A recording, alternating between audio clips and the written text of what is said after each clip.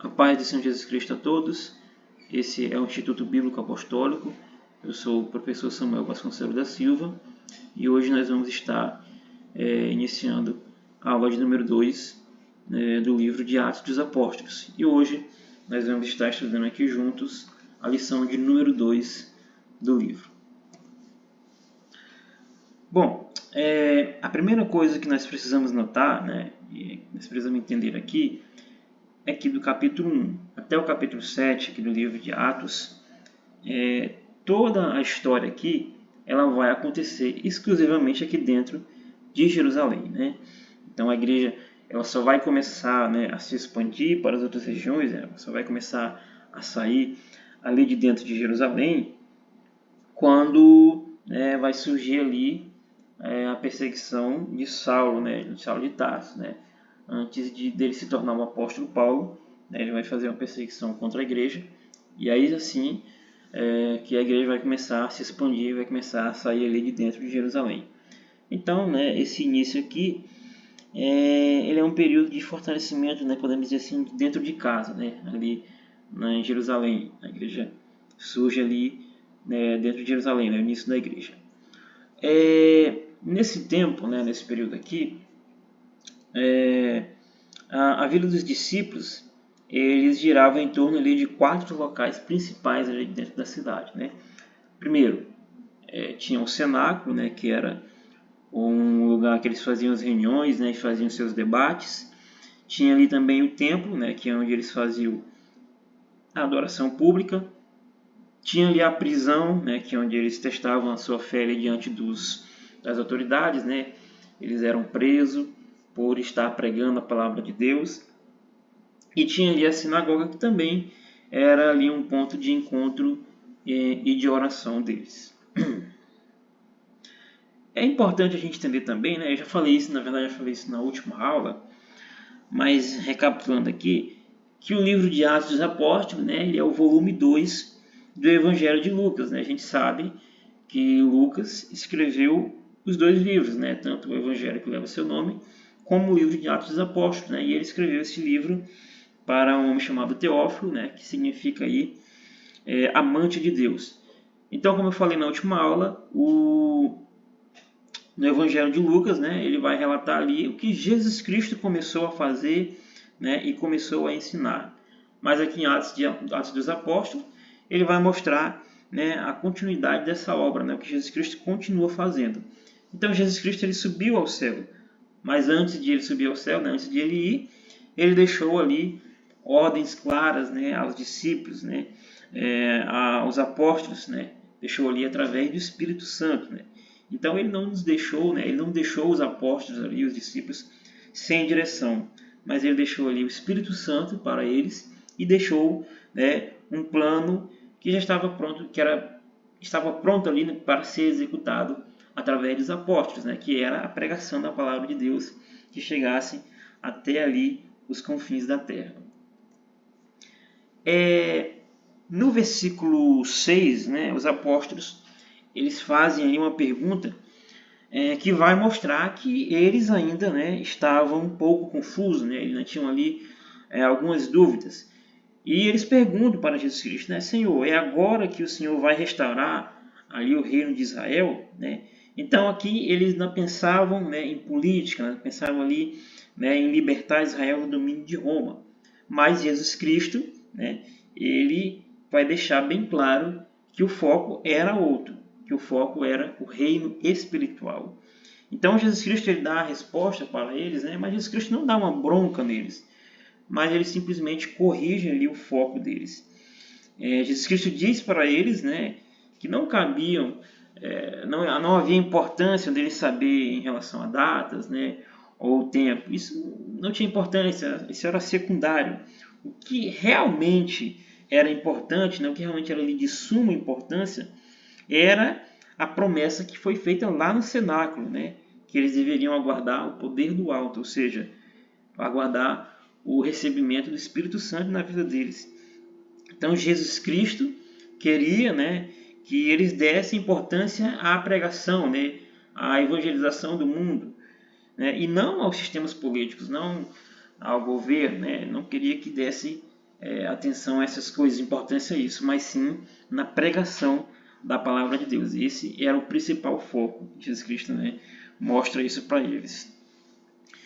E Jesus Cristo, né, ele vai traçar ali, né, um mapa da missão, nós podemos chamar assim, né, um mapa da missão que Jesus Cristo vai passar para eles.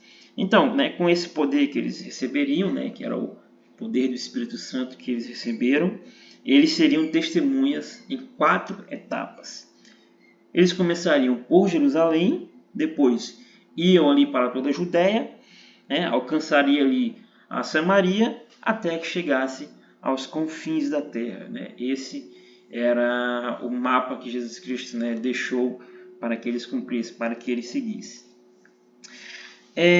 Enquanto Jesus Cristo falava, ele, como nós lemos no livro de Atos, ele é elevado aos céus, né? Ele sobe aos céus, né? E naquele momento em que ele sobe aos céus, né, que ele some ali, né, que os apóstolos não conseguem mais verem ele, aparecem ali 2 varões, né, aparecem 2 homens que eram uns anjos, né? E quando a gente lê aqui o livro da matéria, né, do Atos dos Apóstolos, ele vai nos mostrar aqui que os anjos eles sempre estiveram presentes ali nos momentos de importância de Jesus Cristo, né? Estiveram importantes ali no nascimento de Jesus Cristo, apareceram ali na tentação, quando Jesus Cristo sofreu, e também ali, né, no Getsemane. E então, quando Jesus Cristo está subindo aos céus, né, aparecem aqueles 2 anjos e eles fazem a pergunta: por que vocês estão olhando para o céu? Né? E logo em seguida, eles entregam ali a promessa final, né, onde os anjos eles dizem para os apóstolos, né, esse mesmo Jesus Cristo que subiu, ele vai voltar da mesma forma que vocês viram ele subir aos céus, né? Então, assim como aqueles apóstolos, hoje em dia também para nós essa é a nossa esperança, né? Ele subiu aos céus, Jesus Cristo subiu aos céus, mas a história não acabou ali naquele momento. Ou seja, ele há de vir, né? Nós estamos nessa espera que Jesus Cristo volte para buscar a sua igreja. Após Jesus Cristo subir aos céus ali, né? Os 11 apóstolos, né, que naquele momento eram 11 apóstolos somente, eles saíram ali do Monte das Oliveiras e voltaram para Jerusalém. E no livro do Iba, na matéria do Iba, ele vai mostrar que a distância era cerca ali de uma jornada de um sábado, né? Ou seja, mais ou menos ali cerca de 1,5 km, né? 1.500 metros. E isso é um detalhe que é importante, porque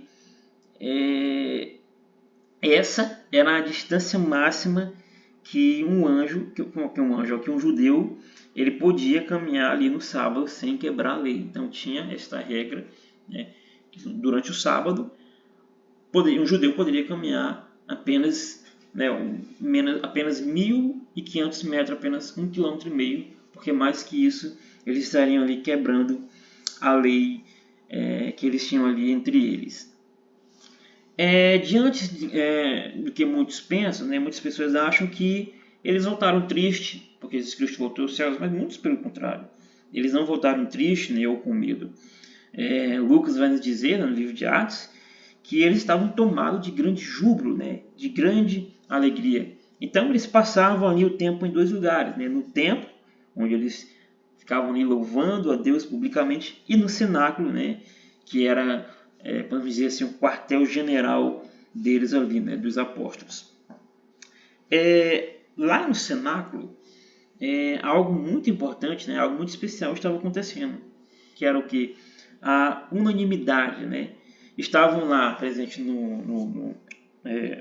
ali no cenáculo, estavam lá presentes os 11 apóstolos, estavam presentes as mulheres que seguiam Jesus Cristo, estava presente ali a Maria, né, que é a mãe de Jesus, inclusive essa é a última vez que ele é mencionado na Bíblia, e também estavam ali os irmãos de Jesus, ou seja, eles estavam em completo acordo.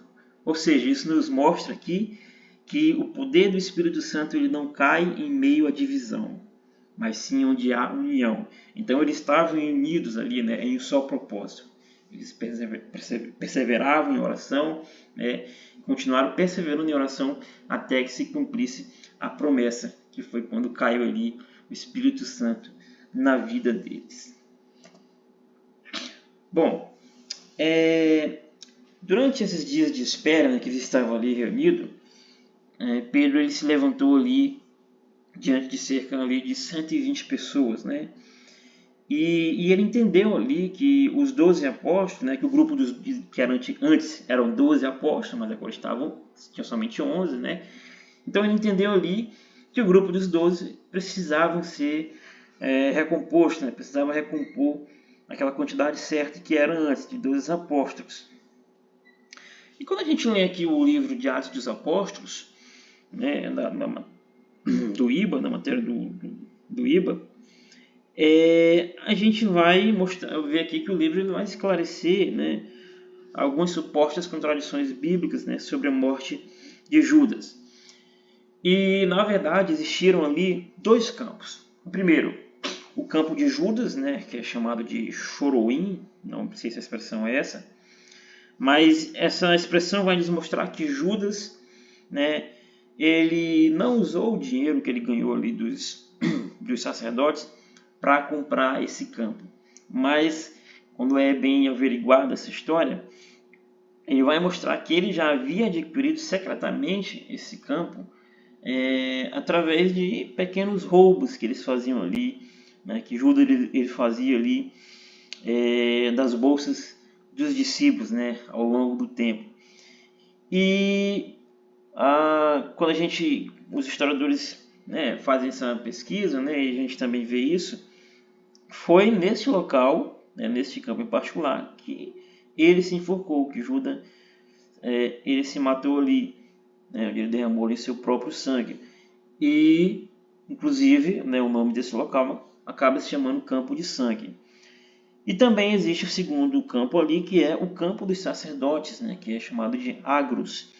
E esse foi comprado pelos líderes judeus, né, com as 30 moedas de prata que foi devolvida por Judas para eles, né? Então, eles compraram esse campo e passou a servir de cemitério para os estrangeiros. E aí, a gente tem ali um critério para que se fosse, né, obtido um novo apóstolo, né, que ia compor os 12, o 12º apóstolo ali.